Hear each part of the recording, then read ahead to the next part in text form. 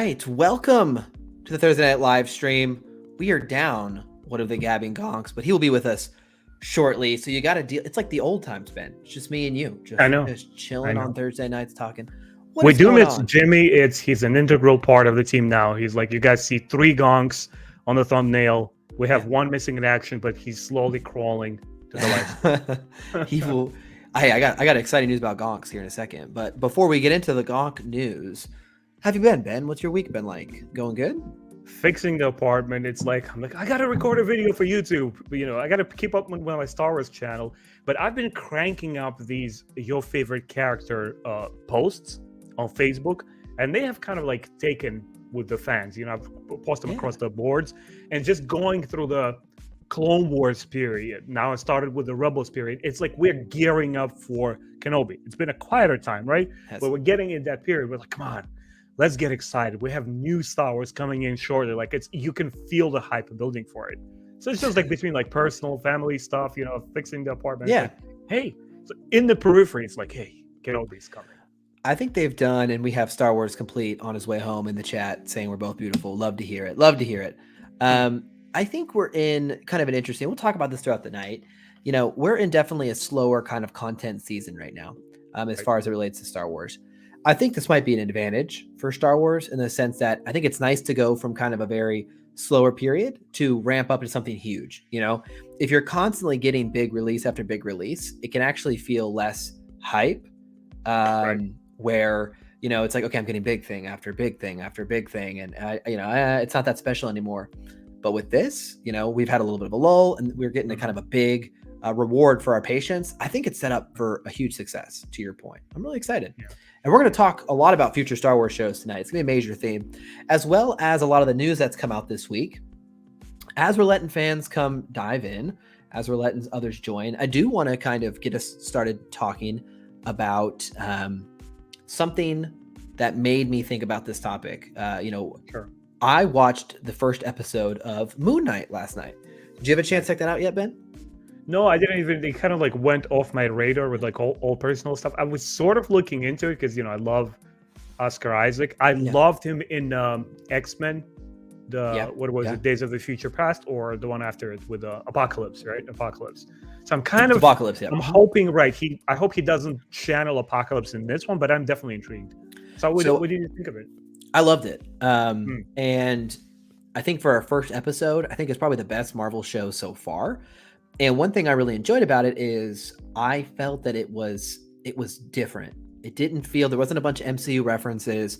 There wasn't. Now we're only one episode in, so we'll see. But as I was watching Moon Knight, it was kind of reinforcing to me like, okay, this feels different than what we've seen in Hawkeye, Loki, WandaVision. And it went back to our Star Wars, where we have Kenobi coming out, and we are hoping that has kind of a totally different feel to it from Book of Boba Fett, from Mandalorian, because those shows are kind of in their own Mandalorian universe, right? We've talked about this, but Kenobi really should feel separate from that New Republic era. It has to. It's not at the same time.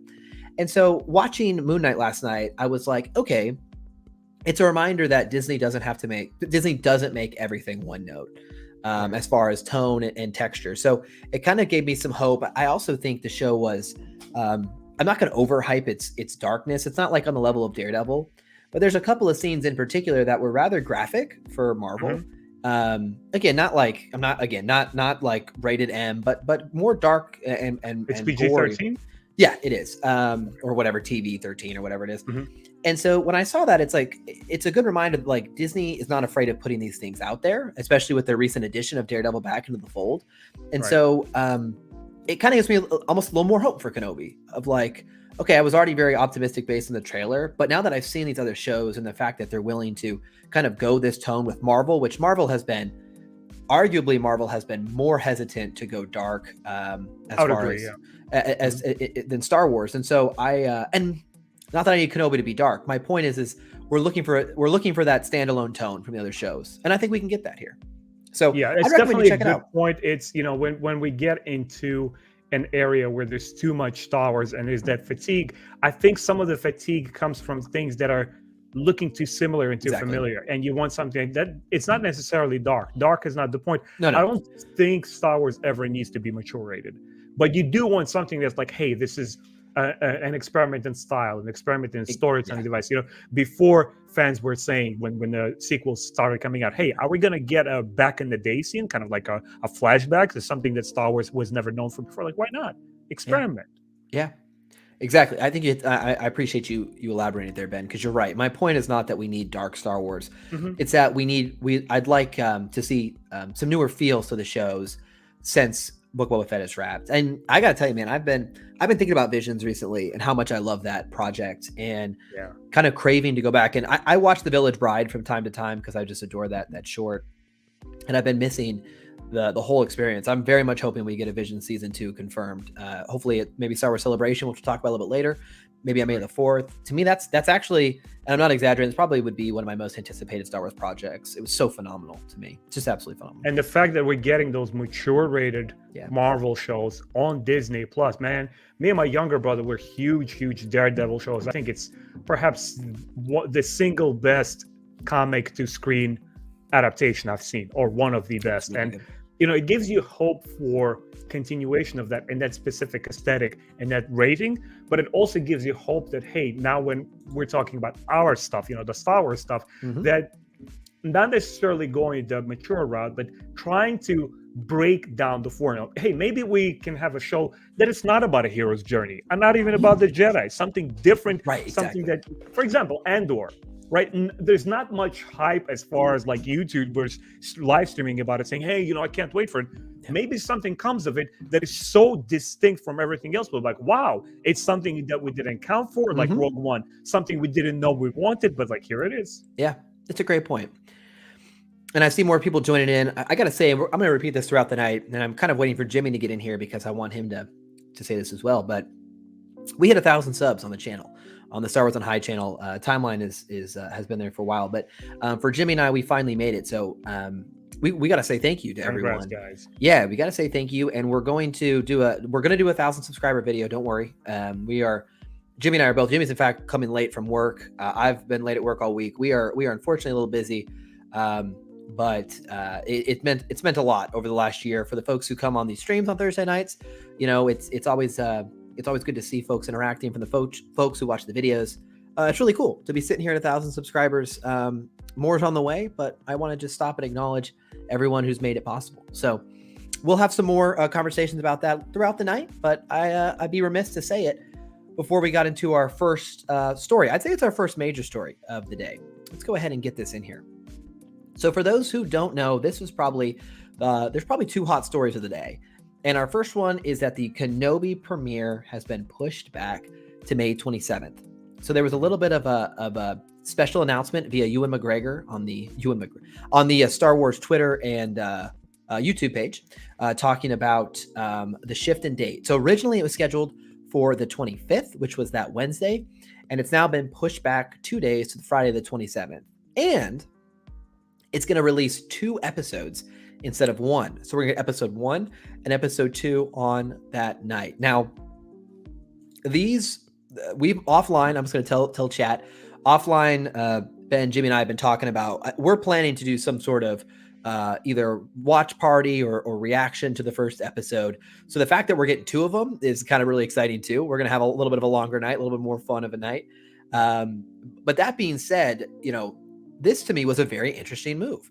I mean, it's 2 days. The delay is whatever. It's 2 days. I don't care. I'm very surprised though, they decided to add 2 episodes to the premiere.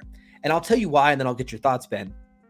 The reason is a lot of these streaming services know that they want you to stay subscribed as long as possible. So if you join your subscription in May, they want you to have to stay for a couple months so they get that extra money. So a lot of shows will spread them out towards end of months. So they cross into 3 different months, for example.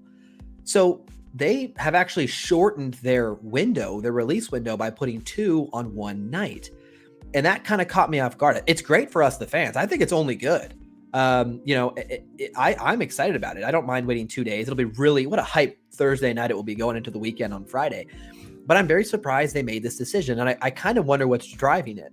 So before we speculate, what did you think, Ben? I think you just found out about this only a couple, maybe 30, 40 minutes ago? Yeah, exactly. It's been swirling in the news today. I was like on and off on my phone as it was like completing work around the room. And I'm thinking to myself, if it's intentional, it's a really good move because we're now getting our like potentially 2-hour premiere. I think that's always a boon to a limited series because it really, really pulls you in. Sometimes, 40 minutes or even a full hour is not enough to kind of build that momentum. It's like, wow, I'm completely sold. Give me more. Sometimes you have first premiere episodes which just don't deliver, and then the rest of the show, like, oh my God, it's amazing. A perfect example is the first season of The Witcher. The first episode wasn't representative of the rest of the first season, but it also didn't have that oomph. You know what I mean? Here, I think it's a smart decision. One of the things that I'm hoping for, and I told you this before in one of our live streams, like, I do hope they go beyond one season. Maybe it's a move on their behalf to say, like, hey, let's shorten this season and show it in less amount of weeks because we're already gearing up for season 2. I do wonder as well if I'm remembering correctly, the Miss Marvel TV show is coming out in June. So I wonder if they're trying not to have them bump into each other too much as well. So it's kind of a company decision. I could be wrong on the dates, but I think they might. And so maybe they're trying to make sure that doesn't happen. Regardless, to me, like you said, I think doing a 2-part intro kind of makes me the Bad Batch. The Bad Batch did a very long first episode. It was almost like its own little animated movie. And it was phenomenal. I think the first episode of Bad Batch, it sounds silly, but it's true. When you have such a long series that lasted as many months as the Bad Batch did, you sometimes forget the earlier episodes. And episode 1 was truly, really good. Like really, really good.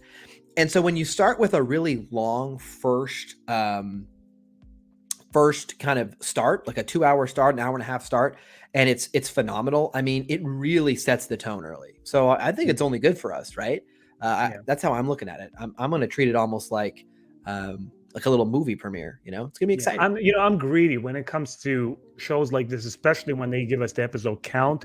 And I'm personally used to something like the full swing Clone Wars at its height, like 22 to 24 standard, syndicated kind of like animated cartoon shows. I'm like, oh man, where are those now? So if they give you the shorter ones, at least knowing that the episodes are longer, or at least giving us assurance that we're going to get the next season, I'm like, give me more, give me more, give me more. I'm always greedy for good stuff. I think to an earlier comment, for the folks who joined late, I did watch Moon Knight yesterday. I actually really liked the first episode. When the episode ended, I was talking about this, and it ended, and it was one of the first times in a long time that I was genuinely like, oh dang, I wish I could see the next episode right now. I'm kind of a weird watcher. I don't mind waiting a week for an episode. To me, it kind of enhances the excitement. There's all the speculation in between. I think back to like when Game of Thrones was still good. Like the week between was a really fun conversation time with your friends, with your family. Like, ooh, what's going to happen next? So I actually don't mind space between my episodes. But with Moon Knight, I was like, oh dang, like without spoiling anything about the first episode, it's filmed and told in a way that it kind of is very much it's very much a teaser. It's very much like laying a bunch of intrigue and not really telling you what's going on, which I like for a first episode. And so when it was over, I was like, oh dang, I really wish I could keep this momentum going. Like I'm really into it right now. And so Kenobi kind of maybe will have not really have that problem if it gives us that first 2 hours. I have to ask you this, Ben. Yeah, I've been thinking about this a little bit as we've talked about Kenobi, and I'd be curious to hear what chat thinks too. Kenobi as a movie versus a show, right? We're in a new world where shows are kind of the dominant trend. I don't know. Everyone needs a show, right? Everyone needs a standalone series. And I wonder if you have any concerns about the fact that is there enough story for a show? I think that's one thing I sometimes worry about is like, let's go to The Hobbit part 1, 2, and 3, right? I don't think there was enough for 3 parts, and thus I think the whole story of those films is kind of diminished because it felt like they stretched out certain things and cut certain things weird. It just didn't feel as organic. Do you worry Kenobi is deserving of a full show? Or are you worried that they just made it fit a show and it should have been a movie? Have you had any thoughts like that? I'm just curious. No, you know why? Because I'm unassuming every time I go into a movie or a TV show, regardless of format. Again, I think everything is possible in the hands of capable storyteller. Yep. You can pick a Kenobi, a specific year of Kenobi, a specific historic event of Kenobi, and you could have a 4, a 6, 12, or 24 episode show on it. I think it's all depends, like the 24 show, right? Yeah. It's 24 episodes taking place over 24 hours. It depends on what the genius mind of the creator is going after. What kind of story are you trying to tell us? Sometimes you have movies that are 2 or 3 hours long, feel that they have too much fat on them. And it has nothing to do with the length of the film. It just has something to do with the stories that's not going anywhere. Like, for example, I'm wrapping up, actually I finished my last season of The Expanse. And while this show does have the addictive factor to it, I still don't know why they were pulling my strings with this whole idea of this proto-molecule. I'm not going to spoil anything for the fans who haven't watched the show. I encourage anyone to go see it. But I felt like they're leading me on a little bit. And while the human drama aspect of the show is really strong, that's where it shines. But then again, you're in the realm of science fiction. And the sci-fi element of it should be integral part of it. Otherwise, you're not working with the genre properly. You're telling me a drama. What I'm trying to lead with this is, it felt like for an entire 6th season, there was too much fat in the terms of like, oh, look, here's a new little revelation. But like, where are you going with this? Where's the string lead? And you're not provided any answers. And it felt me a little frustrated where you have a 6-season standing show, which feel like, why are you telling me so much? Yeah. I think the format is, what is it that you're trying to tell? It's how focused the story is, how well rendered your characters are, how well established the conflict is. For example, one thing that I would like to see in Kenobi or any of the future Star Wars endeavors is, I'm the type of fan who enjoys my conflict set up early on. You need to tell me why I'm going to invest it for 6 or 60 episodes, up front. What's going on here? What's the deal? And I think that another great example is the Japanese role-playing games, JRPGs. The ones that are able to grasp your attention within the first hour and tell you, that's the major villain, that's the major conflict, and these are our heroes, and let's go on this ride. And you will experience all the drama and the heartbreak that they're going to go through. But it's established so well that you're have concrete knowledge of where you're heading. And if the Kenobi show is able to do it, then I guarantee you, after the 6 episodes, people will be like, hey, what is the season 2? People will not even question whether it was like a one-off thing. They will demand of Disney Plus. It's like, hey, continue. This is amazing. Where's more? Yeah. And to the next question we've had up here for a little bit. I think currently my understanding is it's 6 episodes long, and each episode is roughly about an hour. I'm sure it'll be like 47 minutes and then credits. I'm sure that's kind of how it'll be. But I currently think it's 6 episodes. Could be 7, but it's going to be in that range. So it's going to be about a little over a month of our time, especially with 2 episodes premiering at once. So I'm hoping it's just a very tight, well-executed series. And there's a couple things in this press release that came out today about the change that I did want to call out for fans. It does specifically say, for those who are curious, the story begins 10 years after the dramatic events of Revenge of the Sith. And so we know for a fact that it is now 10 years after. So in case you were curious about how long, it's 10 years. And it does, again, continue to confirm the series also marks the return of Hayden Christensen in the role of Darth Vader. So they are not keeping any of that a secret. They are advertising it heavily. It's 10 years after, and Darth Vader is going to be in it. We made a short a couple weeks back, and we'll have to have a whole podcast on this alone, Ben, or a whole video on it at least. Right. We made a video talking about when they released the official picture of Vader from the show. Just a little, it looked just like him in Rogue One, and we kind of talked. We put the idea there: are they going to have that fight? Are they going to do the rematch? And as we've talked about briefly in the past, there's a lot of controversy around the rematch. I had a lot of people. It was a short. It got over 50,000 views.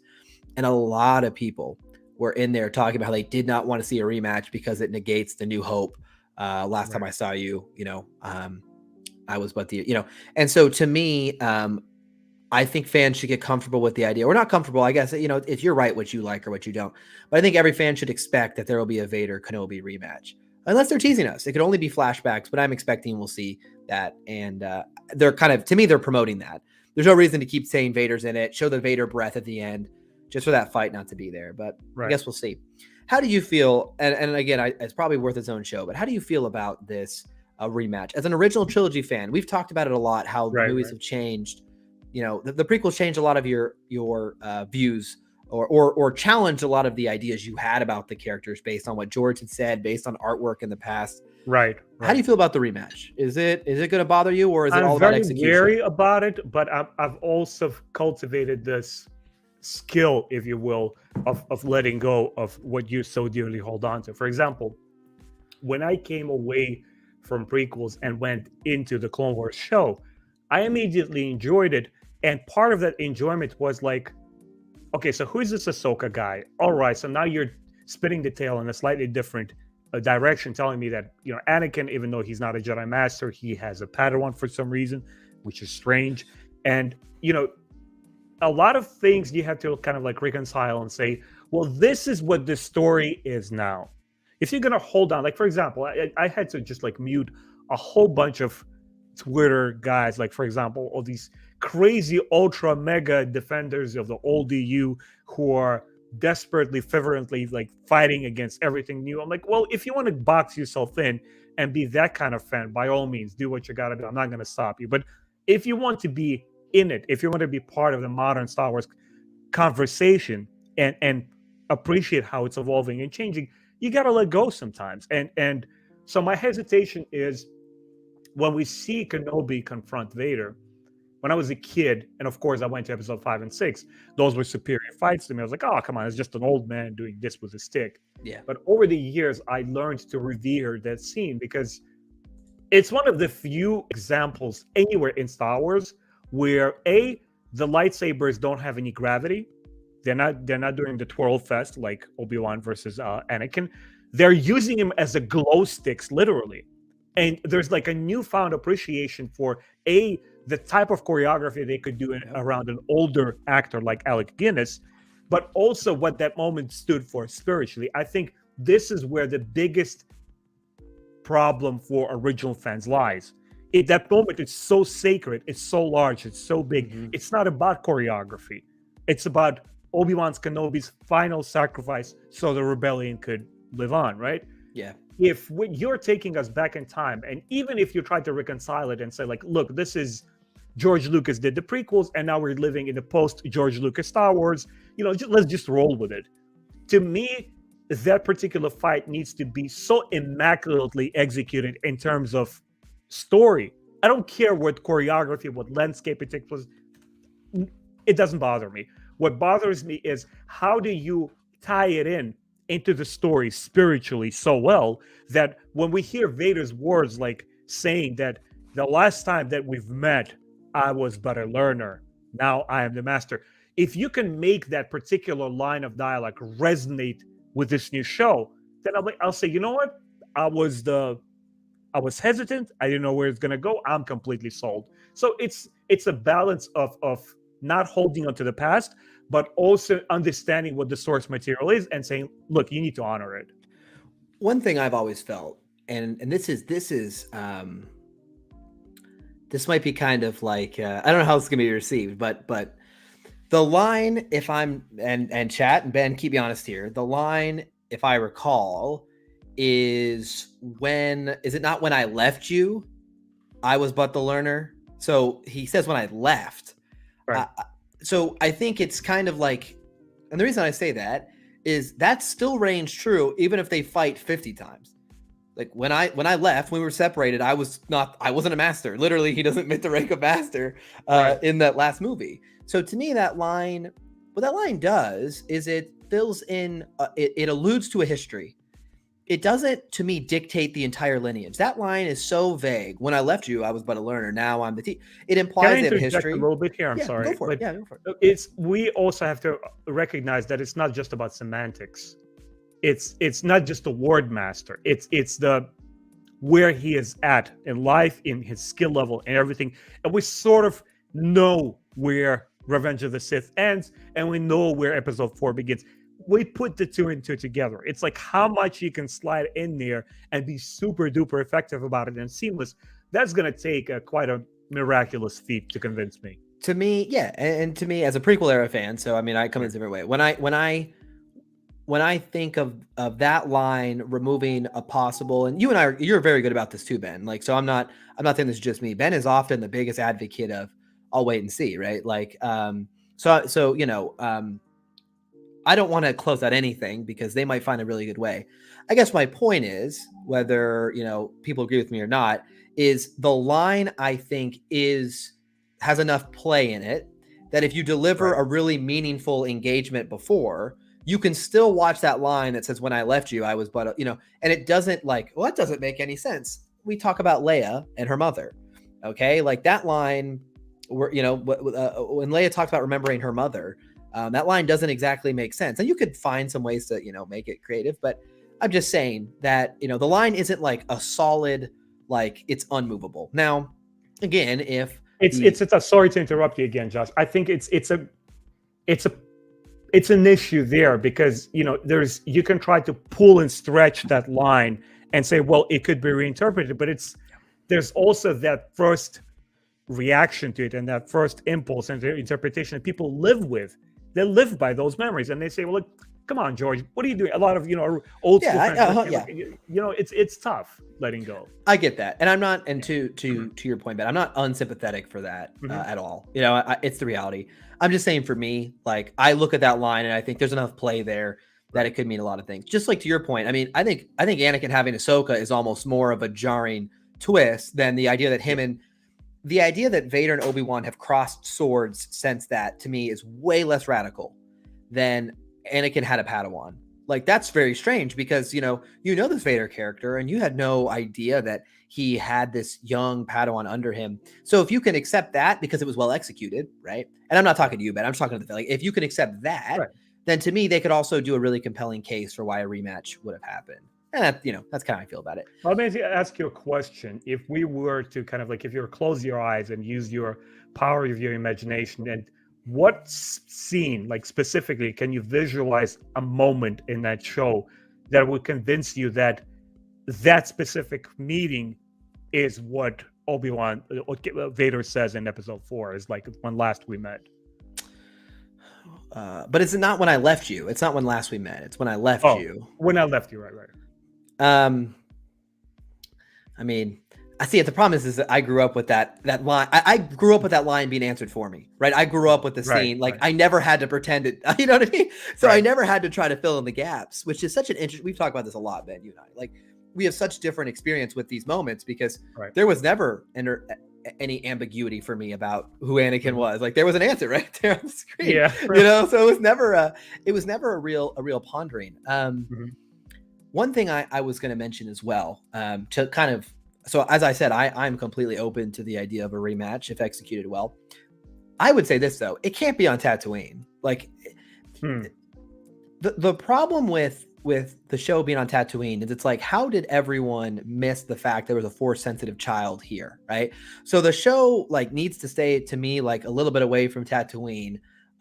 Because if they know Kenobi's on Tatooine, Vader sees him on Tatooine, I don't think we should just let him live there. I mean, maybe the show could, but it couldn't be that, right? That's just, I guess, my only thought is if Vader shows up on Tatooine and they duke it out, I mean, it would be very weird to me. Like, that was their last confrontation. It wouldn't make any sense. So I would be more concerned with how they're going to find a reasonable plot device to make a fight actually happen.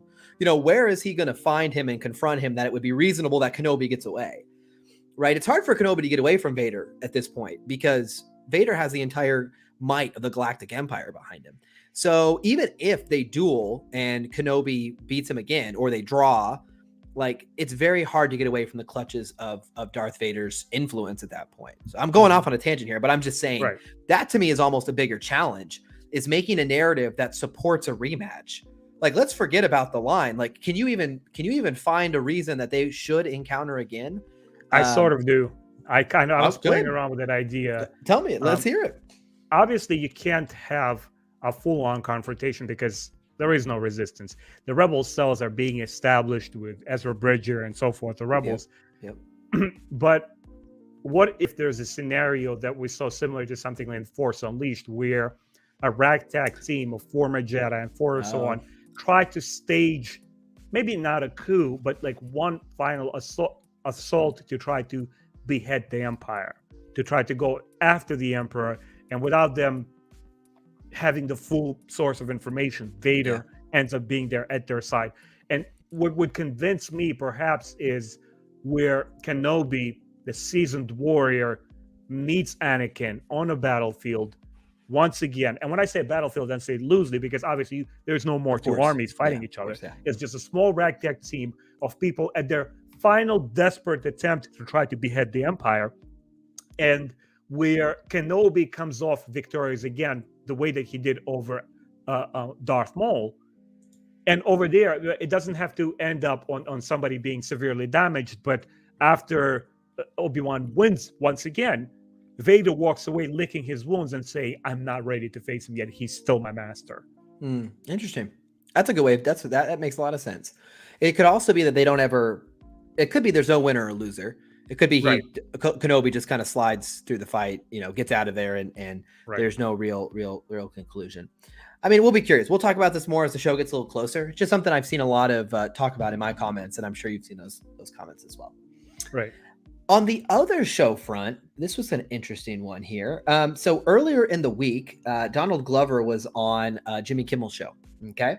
And Jimmy Kimmel came right out and said, hey, I heard you're working. Look at the quote. He goes, he basically just point blank asked him, hey, are you working on that new Lando show? And if you've seen the clip, Donald Glover acts a little like, and he says, am I, just telling my business to everyone? He kind of alludes like, yes, I am. And we know the Lando show's coming. It was confirmed months back. Was it D23 last year? Whatever. It was confirmed at some point a Lando show was in development by Disney themselves. We haven't heard any updates since. So some of us were worried it kind of was gone. But the way the clip looks, the way the kind of actors were acting, it does seem Lando is still on the table. And I got to ask you, are you still excited for this show? Do you want a Lando show still? It seems like we're getting it. I think it's an interesting idea where, again, you have one side of fandom who's saying like, oh, too much Star Wars, too much this and that. But after experiencing the joy of reading comic books, it's like, hey, man, it's like focus on the line of comics that you do enjoy. I think character-driven shows, and especially if they come in these small bursts, proceeding one after the other, it could be a very, very powerful tool for Star Wars. Because when we complained about something like Rey not having enough character development, there's a character with full potential there, but sadly they didn't explore it because, 3 movies, 9 hours long of content couldn't flesh that out enough. Well, now you don't have excuse. Now you can set aside a particular story and flesh out a character like Lando. So when we see him in a major project, let's say feature film, then as a fan, you could have that added context and say like, well, this show is not developed. Well, now you have the previous content from a show and you know where Lando stands at this point in his life. Like something that I found very effectively done was Agents of S.H.I.E.L.D. One of my favorite comic book adaptations on screen. And I really loved how they reflected the moments that took place in major Marvel movies and brought it into the show. It was so comic booky. It was so, it didn't feel like a gimmick because, Coulson and the crew, the entire landscape of the Agents of S.H.I.E.L.D. world changed based on what you saw in the big movies. But they didn't fixate on that too much. They said, this is what happened in the film. Now we're carrying on with the story. And I think this particular interplay between a character story in a show versus a larger moment-driven story in the film could very well work for Disney if they think this through. What about you? Yeah, I pulled this. I just pulled up the art from the Solo poster because I rewatched Solo recently, probably back in February. So it's pretty fresh that I've seen it, and I forget how much that movie. It's an easy watch, meaning there's a lot that I think is enjoyable. I think a lot that I would say it does particularly wrong. And one of the things I think that was really fun in the movie was Lando. I think it was executed. He was executed. First of all, there's a massive acting talent behind him with Donald Glover, but also I felt the vibe to be kind of dead on. And it kind of, this sounds silly, but it kind of made me understand who the Lando character was. Like who the Lando character, what this history with Han could have been. What was this guy like? Because you kind of see him in Cloud City, and he alludes to being kind of he's a scoundrel a little bit, but you don't really Right. see that play out. It's just reference. And when I saw him in the show as this kind of high stakes gambler who was cheating and was kind of charming, but definitely seedy to say the least. It kind of filled in a little bit of the gaps, and it didn't fill in the gaps the way sometimes you get answers about a character and you're like, ooh, I kind of liked it better when it was ambiguous and I had like Right. my own story in my head. Sometimes the answers aren't satisfying. I felt like in Lando's case, I was like, no, this to me I actually think is good. I think it doesn't tarnish that character in any way. He's kind of exactly what I'd want him to be, which is charming, but also looking out for himself. He will backstab you, but seems like a good guy. So he pulls you in, which is what we see in Empire Strikes Back, right? And so I think the thing with this show and the thing with Andor and the thing with all these shows, do you have a really great story you want to tell, or do you have a character and you're trying to make up stories for that character to do? And I don't want to, there's this thing online that, and I'll say it sometimes too, where I will say, people will say, who asked for that? Like we get a show called, it's some show and you're like, who wanted this show? Right. Well, that's a terrible way to look at things, because who was asking for Star Wars before it came out, right? So that's kind of it's a bad thing for us to say. But did you actually have something interesting to tell the audience, or did you just have this really great character and you wanted to make up stories for them to do? That's a tight, that's a tight line to walk. I felt like some episodes of Book of Boba Fett had that problem, where I think a lot of things with the Tuskens was like, okay, this is a good story to tell. Him coming out of the pit, like you have something you want to say here. And by the end, it felt like where we had this like kind of rush conclusion. To me, it was kind of a rush conclusion with Cad Bane and the Pikes, and it was like, okay, so you had a little bit of this character you wanted to tell. You didn't have 8 episodes worth. So you like did some of that story. You pulled in Mando for 2 episodes, and then you kind of concluded it with just kind of a bow. And so I think that's the distinction. If you're going to give me a Lando show, if you're going to give me a droid show, if you're going to give me an Andor show, I hope it's because you had a really awesome story to tell that involved this character, and not that you tried to milk the character. So I don't know if that makes sense. That might not be a perfect way to look at it. I might I get exactly what you're saying.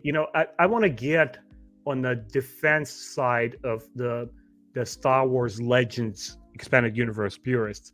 And I understand a lot of their sentiments, because, when you have the big characters like Lando, Han, that are so well established, and, I don't understand the new school of thought where the younger generation needs to come and bash the Legends and say, well, it was never canon, and it was never coherent. Yes, it was coherent. It was very well thought out. It did feel like one complete package that changed and shifted and evolved, and sometimes retconned itself along the way, just like old 40-plus-year-old franchise would do. Star Trek did it, Doctor Who did. You name a show that didn't change things around, it doesn't exist. Yeah. But I understand their hesitation, because, and it's a good thing that you brought the Book of Boba Fett. When you take a very strong established character like Lando Calrissian, which I would argue he's very well rendered in the films themselves, the original trilogy. Mm-hmm. And when you go back and revisit this character, let's say with a new show, let's move on to the Book of Boba Fett now, but you don't have a clear direction, but you're just changing things around. That's what pisses people off, and I think that's justified, because you're not bringing anything new to the table. You're only scratching what was already there, yet you don't have anything else to offer us, because the Book of Boba Fett, it felt like short stories in an anthology. It didn't feel like one coherent story. It didn't have a voice. It didn't know where it wants to go. It honestly, for me, it felt like a complete exploitation of Star Wars franchise. It's like, Boba Fett, when no fans like him, let's just try things here and there. It's like, if you see you have a cast of talented actors and directors who are doing independent things per episode, why don't you just pick one and concentrate on that particular visual style, on that type of storytelling, on that type of humor, on that type of action, and continue with it? And I think it's that sense of lack of direction what pisses people off, especially when it's a strong character that has already a well-rendered. Because what you're asking fans to do is to reconceptualize the character that they already have a strong idea who he is. Like, why would I have to do that? I understand that purely. Like, if people are sitting, I've been following this character my entire life since 1977, and now he's a kissing a droid. Like, I personally didn't have a problem with it, but I can totally understand people saying, like, I don't need this stuff in there. Just tell me a good Lando story.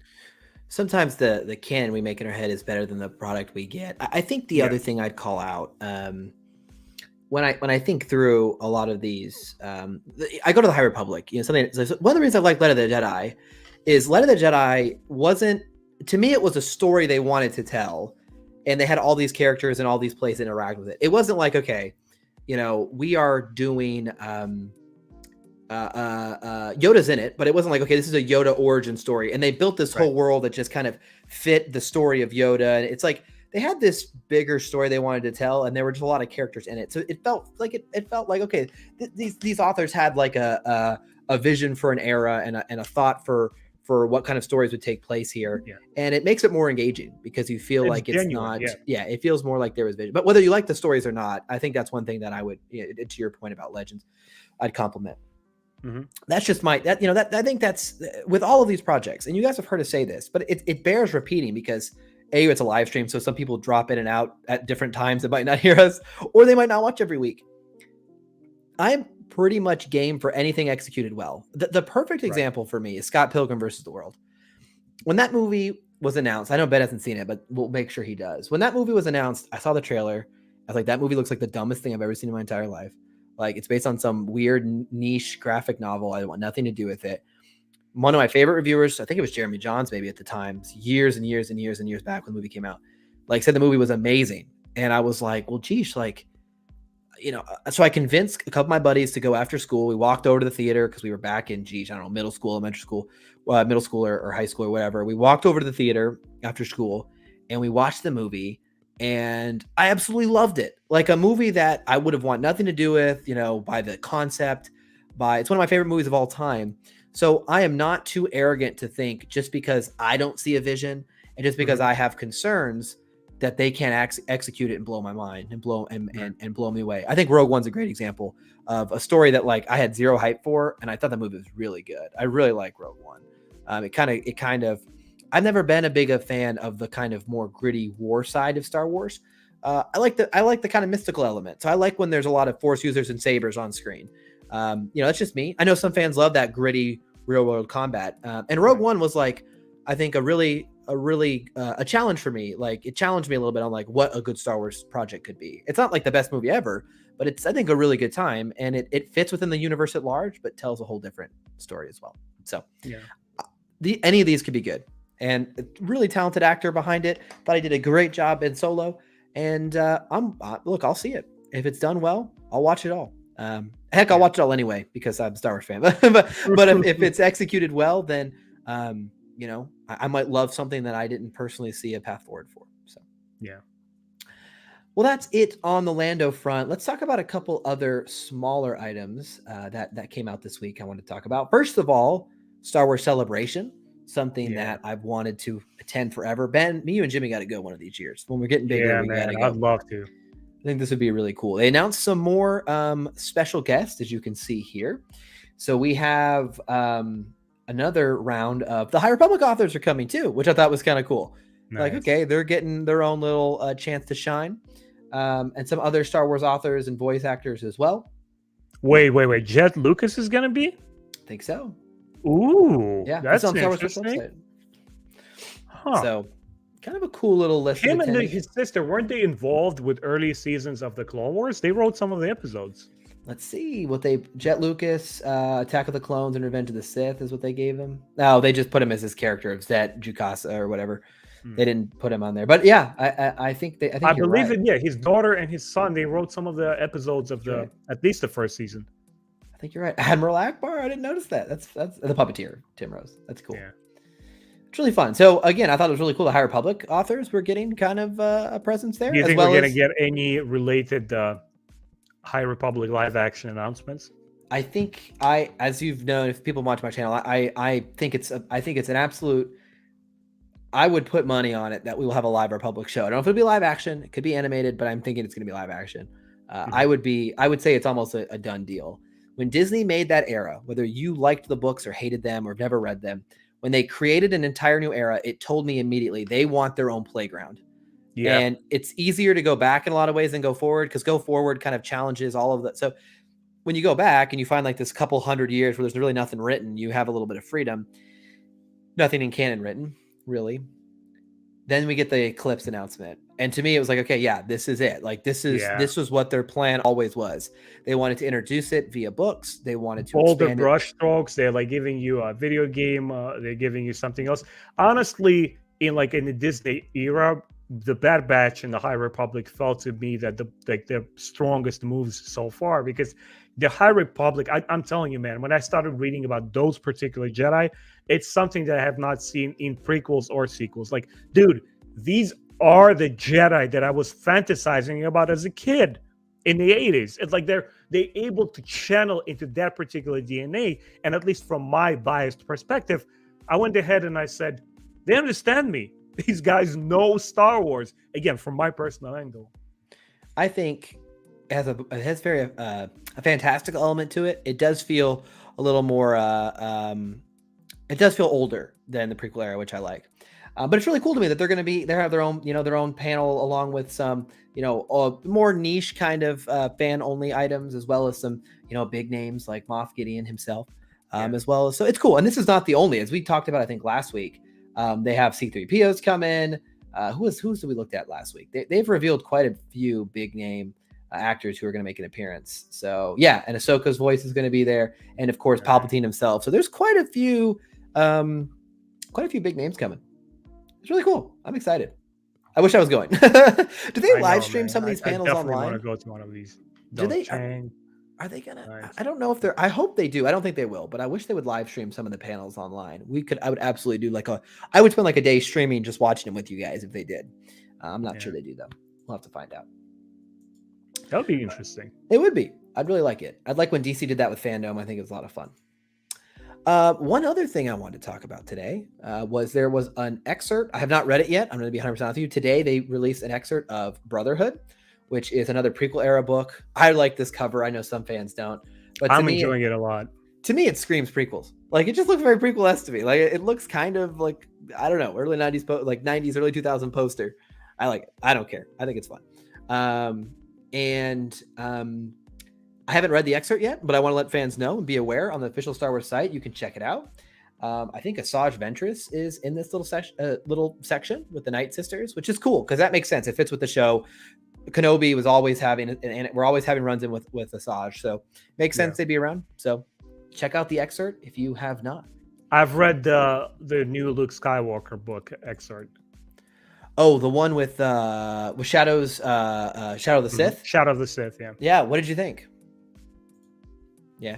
The pros, again, it's a small, tiny snippet, but it felt like it's written by a very, again, I can't say if it's going to be talented or not because it's unfair to judge based on small, but the prose style, it's very, like, again, I don't want to sound negative, guys, but it feels like it needs a lot of experience, let's say. Well, it's tough for me, like to you. I don't really typically read the excerpts, or I might skim them just because I'm like, how do I know? A book of all things feels a little unfair to pull out a section of. You know what I mean? So we'll have to see as the story comes out. I am planning 100% on checking it out because I like to read new Star Wars books. So I'm going to check it out. The other big story, I was working to pull this up. The other fun news for the week is, of course, we are days away.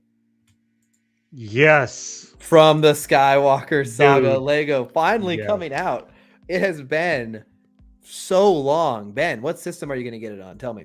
PS5. Me too. Do you have pre-ordered yet? I'm just curious. It's okay if you don't. I'm not going to. No, I get my store gets the physical copies like 4 or 5 days sometimes in advance. So I'll see if he has them like in a day or so. You're lucky because you live in a thriving city where there are sometimes that people who get things early. I have gone full digital on the games because my house got hit by lightning once and it fried my PlayStation and the game that was in there, and then I could never get it out. And I was like, I should probably get these on digital so it's easier. Because then it saves it to your account. So if things get broken or damaged. So I've kind of become new school. I have it pre-ordered on PS5. I am extremely excited. From what I'm seeing from all the footage so far, it's absolutely fantastic. Yeah. I saw a little snippet. I'll have to find it, and we'll be deep diving next week. Did you see the helicopter lightsaber move? They added it in. Oh no, I didn't. That's awesome. It's in there, man. I was like, yes, the helicopter That's lightsaber awesome. is there.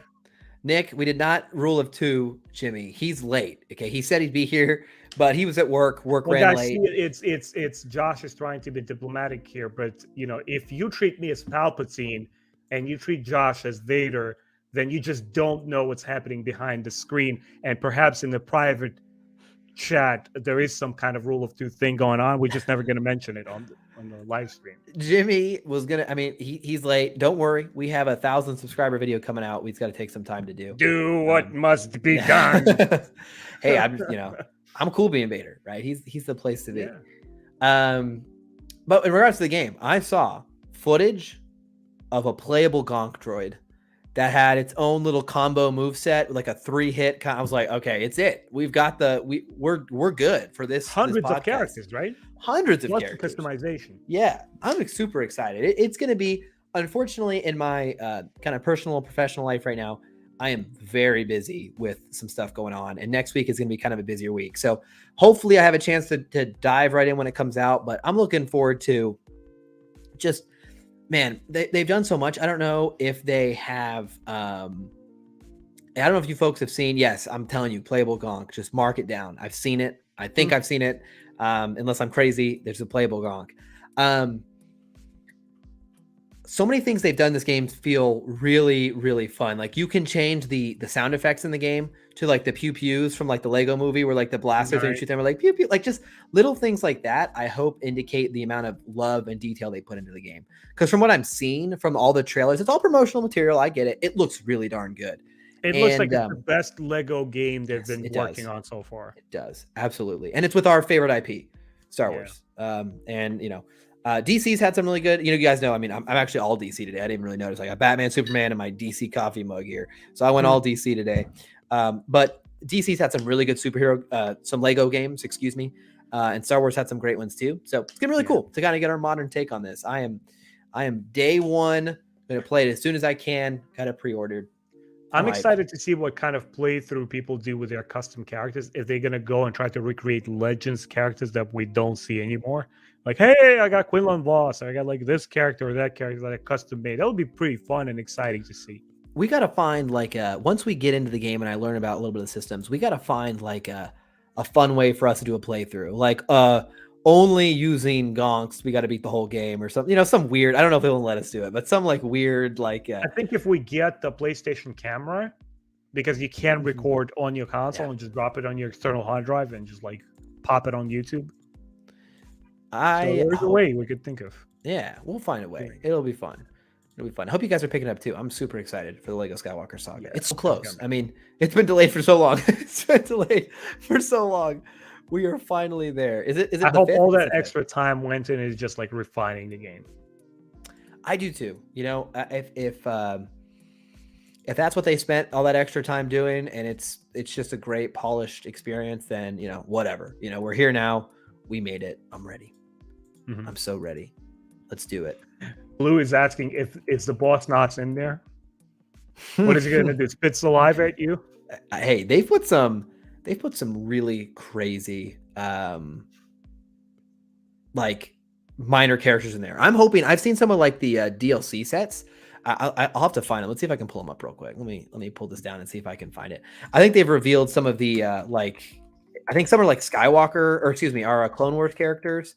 Mm-hmm. Some are like traditional like original trilogy style. Let me see if I can pull it up real quick. See, while you're looking for it, and we are still on the topic of Star Wars, Lego Star Wars, guys, if any of you in the chat have played the Disney Infinity one, it's like I'm really want the lighthearted version of Star Wars again, but looks different from Lego. in Disney Infinity looked a little bit more grown up, like maybe like from 9 to 12, 13-year-olds, but it was so fun because you get these hub cities, I know what hub you're talking world, about, yeah. like in Jakku and Hoth and so forth. And I love these Star Wars experiences where they have this very whimsical, humorous kind of gameplay style. It's freedom too, because It's you can do a freedom, lot with exactly. that. You get to run around anywhere you want and do whatever you want. I love those types of games. So here are all the character packs, which you can purchase the characters individually, or you can buy them in the DLC. I don't know if I'm going to do it, but I just want to tell you guys what these extra characters from the base game will also be. There is Din Djarin, Grief Karga, Cara Dune, IG-11. So this is just Mandalorian Season 1 characters. So basically, if you were Mandalorian Season 1, you're in this pack. Nice. Which is kind of fun. Solo, so you get young Han Solo, young Chewbacca, young Lando, Kiara, Tobias, Nephi. So, there we go. Enfys. Classic character pack. So I'm guessing this is going to be them in like their throwback Lego form, like their old style brick. Luke, Leia, Solo, Vader, Calrissian. This one's really cool. I'm excited about this one. The Trooper pack, like the Death Trooper, nice. Incinerator Trooper, Range Trooper. That'll be cool. Imperial Shore Trooper. Rogue One. They got Rogue One dudes in there. Okay. Nice. Mandalorian Season 2. So KSO is in there? That's dope. Yeah. That is so cool. Mandalorian Season 2. So you got Ahsoka, Boba, Bo-Katan, Fennec Shand, Moff Gideon, Bad Batch. I love the Bad Batch. Chrysanthemum is there? No? I love that. No. Well, it's not Book of Boba Fett. Oh, yeah, right. I'm sure they'll add that in, though. Mm-hmm. Very exciting, though. Yeah, I hope the support is strong post-release. Like, just keep dropping items in there. See, for this type of game, once again, I do hope they play around with it and just add Legends characters like they've been doing with this mobile Star Wars game. The heroes, something I'm not very knowledgeable about the mobile Star Wars gameplay. Yeah, Galaxy of Heroes or Battle of Heroes. Yeah, characters in there. Yeah, they put Revan and stuff in there. Like they put Revan and other characters. Like they're not afraid to just put like anyone. They're like, well, we know you're gonna spend money. So as we're kind of winding down, Ben, before we kind of open it up for free-form conversation, for folks, I haven't really talked about this a lot. Coming tomorrow, I'm not going to talk about it too much. That's going to spoil the surprise. But tomorrow, I have kind of a video coming out on the channel that I'm very excited about. Jimmy and I worked on it. We've kind of got what I'm considering a little bit of an insider scoop coming out tomorrow. So that's all I'm going to say. It's going to be a big video for the channel. So nice. I'm pretty hyped about it. That's what we've been working on behind the scenes a little bit. Kind of our first kind of insider piece of. And once again, I do want to congratulate you guys. It's a big milestone. Yeah. But guys, basically, Josh, Jimmy, and I have agreed. We made a promise to one another that we're not going to be satisfied until each one of us gets 300,000 subs per channel, and then we can really throw a party. We're going to have our own little mini Star Wars on High Con or something. That's right. That's right. We can make our own live action movie. I'm telling you. Fan film. I got to ask you that. We got to do it. Ben, you and I have talked about this before. You enjoy watching some fan films, Star Wars fan films. Right. Would you ever want to try making one yourself? Yeah. I would be probably in the back seat, like writing the story in terms of the story, not the script. Yeah. Just, I don't have the chops for writing the script, but writing out the story and directing, telling people what I want executed. Because from that standpoint, I think I could nail it. Because I have a very specific, I have a background in traditional animation. I've been taught how to tell stories. I again, not to sound arrogant like that, in a humble way, I'd like to say that I think I have enough know-how to like craft at least scenes. Like I enjoy the type of Star Wars fan films that don't give me hype moments. They feel like excerpts from a story that perhaps took place, but you never see it on screen. All you see is a hype moment. Like, hey, I'm a Jedi. He's a Sith. Let's go fight each other. Yeah. If you've seen my rating of some of my favorite fan films, number one is Kara. And I'm sorry. And the reason that I like Kara a lot is that in 5 minutes, they tell a very compelling story. It doesn't have a clear beginning or a clear end, but it's just such a brief but touching moment. It's like, hey, where is this coming from and where is this going? I want to see more of it. I think this is where fan films thrive, when they're able to give you a small snippet of something with an emotional component to it and hook you in. So what would it take for you to make the leap? Who would have to reach out to you? And I mean, what would you? Well, you would have to have, let's say you're trying to make an animated one, right? You reach out to a small studio or professional animator who is like all hands on the deck, the Right. person who can animate, who can put the sound effects on it, so forth, and everything. Or sometimes it's a collaboration between a group of people. One person animates, another person colors it in. For example, Matt Wilkins, who I have interviewed on my podcast, the guy behind the Dark Empire animated films. He's making, I believe he made the first episode entirely himself. And on the second episode that he's working on, he's been live streaming a lot of the stuff that he's doing. He's still doing majority bulk of the work himself, and he's outsourcing just like some small like menial tasks to somebody else. I think it'd be really cool. I would not know where to start doing a fan film. Like, to me, I don't have any of the Crafting skills. the story, I would say, would be first. Yeah. Thinking out the idea. You don't want to start with like, let's make a movie. Like you have to already know what you're making. I think for me, the hardest part would simply be like the challenge of the technical aspects of executing the camera would be so daunting that it would, unless there was someone who was like an expert at those things Right. and was going to be able to help facilitate that, I would not feel qualified to do it. But I think it's so cool. Like, I know some people like to roast Star Wars Theory for his fan films, and like, yeah, I mean, some of them are, a little, whatever. Well, but he's not like, filming. He's just a there you fan. go. He I was gonna says say so there you every go. time. Yeah, and the thing for me is like, I give him a lot of credit for spending the time and money to do that, right? To put the hours in to try to execute, and some of the animation teams that he's gotten for like his Mace Windu teas and stuff, I think are really good. So kudos to him, and it's cool. Like, I would love to be a part. So without saying too much personal info, the reason I bring this up, Ben, is close by, they have been filming a TV show to where, and I've been watching all the production work, like all the camera crews come in, which you Nice. probably have seen before, Ben, living in New York City. But Oh yeah, out of where I course. am, They shoot the CSI all the time in my neighborhood. and so it's like Yeah. it's they're bringing all the production, all the lighting, all the setup. It's a huge logistical thing, and I'm like, man, that would be so cool to be a part of a project like that. And with thinking about Star Wars, which has such a dedicated fan community for making our own content, I was like, man, it would be it just seeing all that work, and of course, like, fan films don't have that kind of budget, but just seeing all the work it's taken, it's like, man, that would be really, really cool to be a part of. I'd love. It's funny that you mentioned it. We are talking about fan films here and what it would take for. We're just two fans sitting here and talking while a guy like Star Wars Theory is out there doing stuff. But I think all of that combined should give us an appreciation of how much of a monumental task it is to make a AAA crowd pleaser film, because J.J. Abrams will get nonsense until the rest of his days, full of Force Awakens being too similar. But you know what?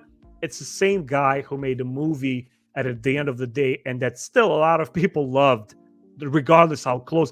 As a matter of fact, a lot of fans enjoyed it because it's a lot like the original film. The point I'm making here is that we don't understand a quarter of how much goes behind the screen of what these people go through have tried to make these movies, because you have to believe if they've been doing it like a sweeping career of making films, their heart has to be in it. It's something they enjoy and love doing. And if somebody is enjoying what they're doing, the result that they want is to please people, not to piss them off.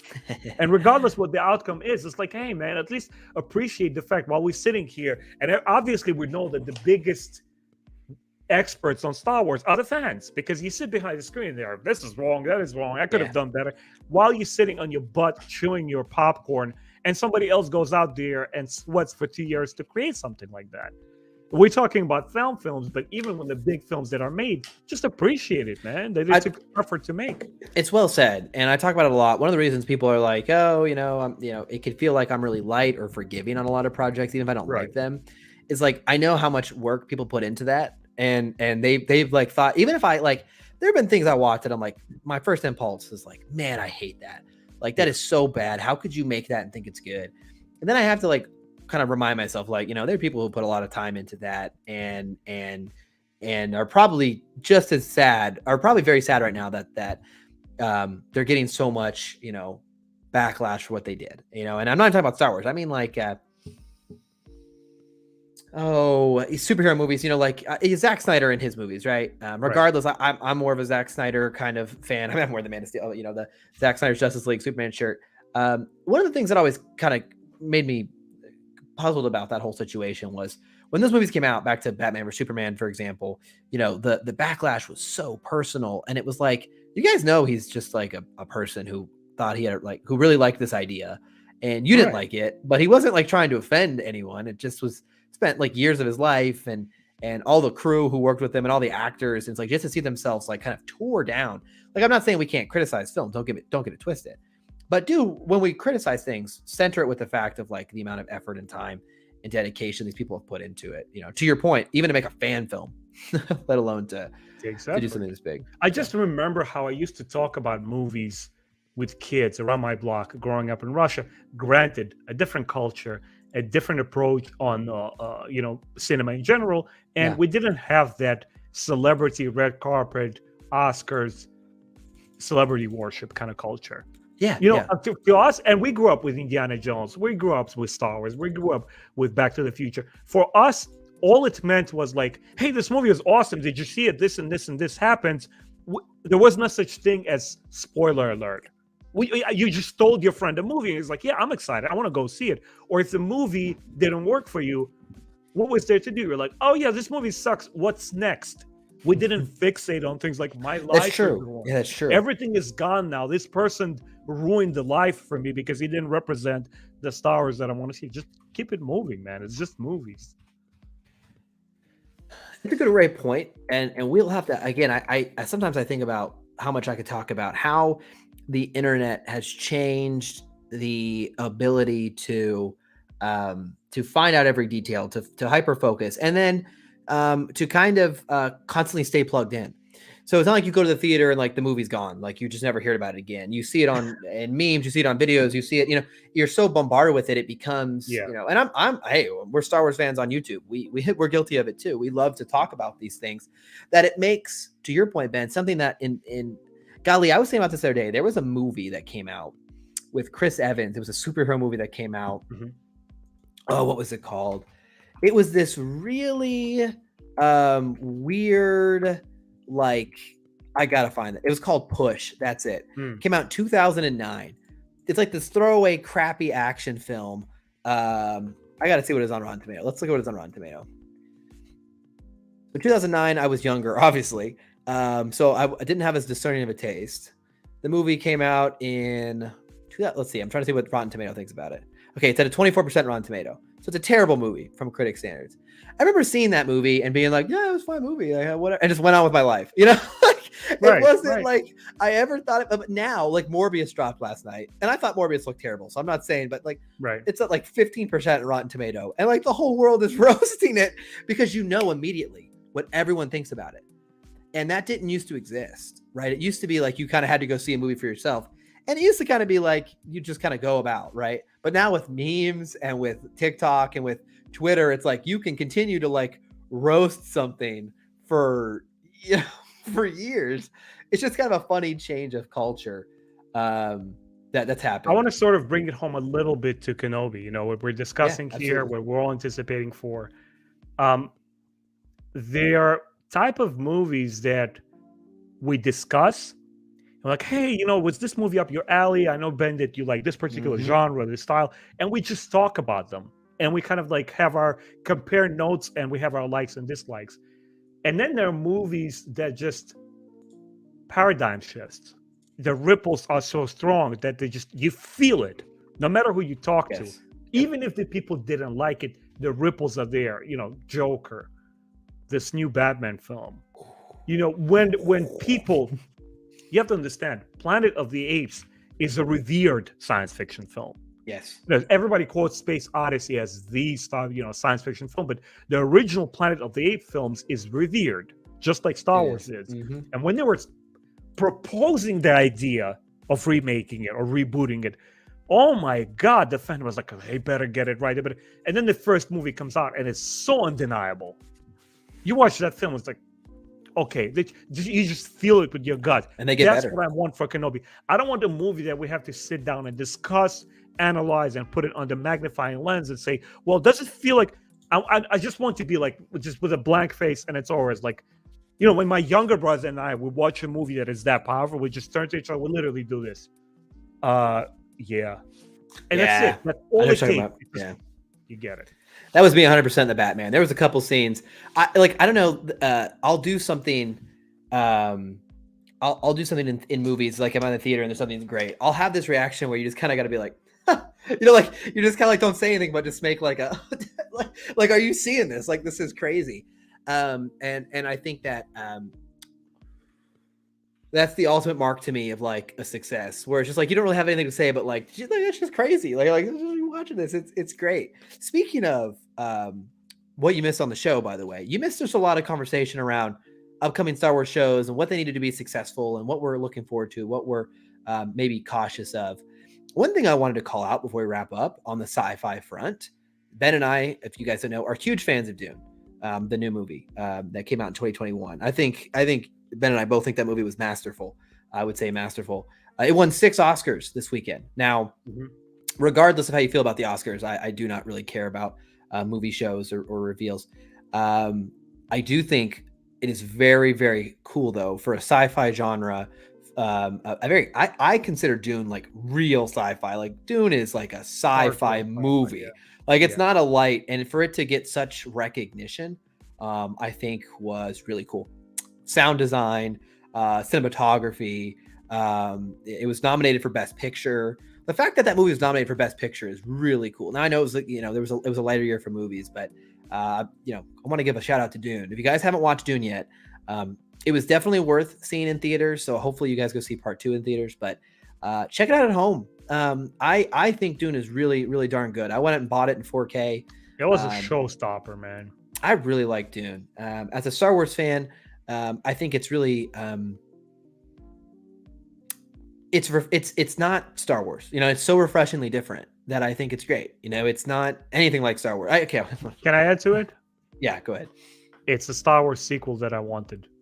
The director, so with Matt Reeves and with what do they pronounce? Denis Villeneuve, or however they pronounce it. He's French. I butcher his name. French Canadian. But when I watch those two directors, like it is so obvious that they were like obsessed with that movie. Like they were like kind of maybe even you'll see movies like the Batman and you'll hear some people or Dune and they'll be like, golly, a little self-indulgent. Basically saying like, man, the director was really feeling himself a little bit here. Right. I would rather see movies where the director is like so obsessed that they're trying to make like it so maybe it gets a little lost in its own sauce. But damn, you can tell that they had a really strong vision and a really clear, like uncompromising.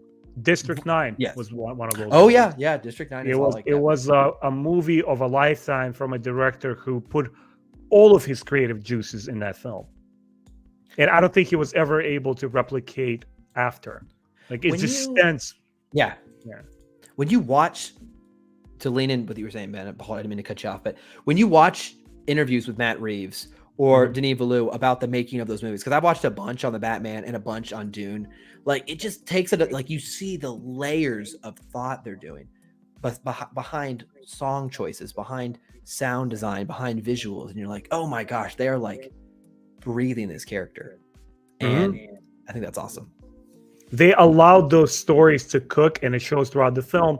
And what's interesting when you look into I have the first 2 books of The Force Awakens and The Last Jedi, and there's so many interesting conceptual designs, but it feels like an entirely different approach.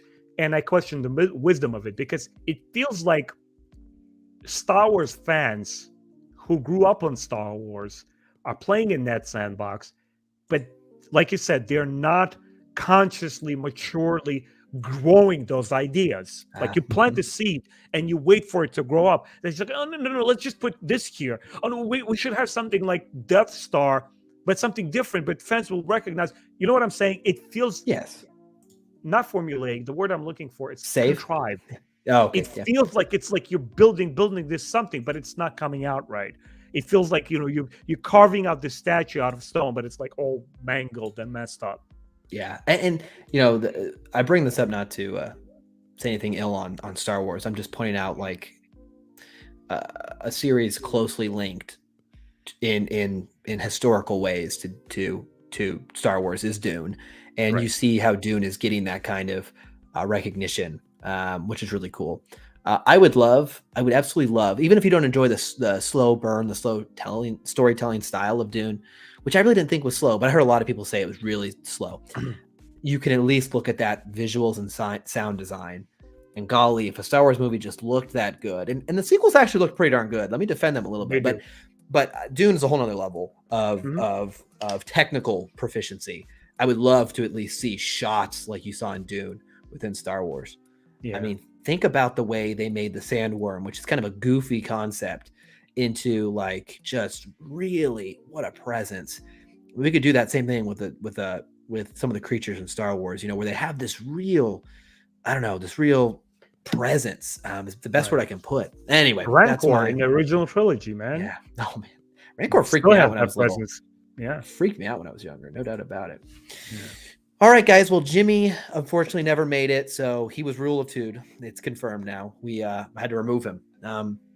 Yeah. I like to think of it as like, you know, I'm kind of the Vader, like, you know, like Ben said, he's kind of the Palpatine, and Jimmy was kind of like Maul, right? I mean, like he was there, but you know, maybe he's not like a real See, Sith where like other we are. fans would would take offense being called Palpatine, which equates to old and shriveled and old. I pride in it. I'm like, it means it's seasoned and we have the wisdom, and all I have to do is just send some sparks your way, and you're like back in line. That's it. Like, do my That's bidding, it. Vader. Yeah, I mean, you definitely, you know, I get you in the end, but you definitely had a lot of years over me. You know what I Right. mean? Like eventually at the end, It's I a get nice there. trade-off. Exactly. All right, guys. Thanks for being here on Thursday night. Definitely a lot coming on the horizon. So excited for how many days is it now? It's less than 2 months now because it Yeah. comes out on the 27th. So we are in the less than 2 month range. Make sure you guys are staying tuned to the channel. Make sure you like and subscribe. Go check out Ben's channel if you have not already. Until the next time, guys. Thanks for being here on Thursday night. We have a great rest of your week. Exciting video on the channel tomorrow, so make sure you're checking that out. We'll be back I'm looking again. forward to it. Once again, Yes. congratulations, guys, to many more subs, and we'll see you guys later. Thanks, guys. See you soon. Take care.